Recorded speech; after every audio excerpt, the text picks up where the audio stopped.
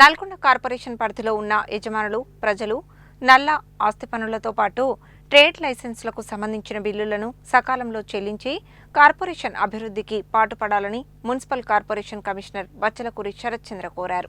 వీధుల వెంట ఎక్కడ పడితే అక్కడ చెత్త వేయవద్దని అన్నారు.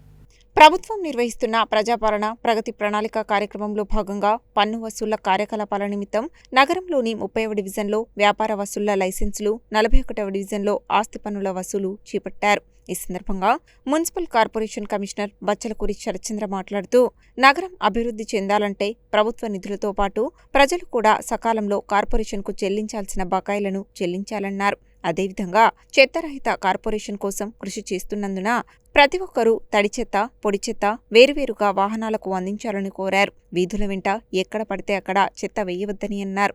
ఈ కార్యక్రమంలో శానిటరీ ఇన్స్పెక్టర్ గడ్డం శ్రీనివాస్, నంద్యాల ప్రదీప్ రెడ్డి, ఇతర సిబ్బంది పాల్గొన్నారు.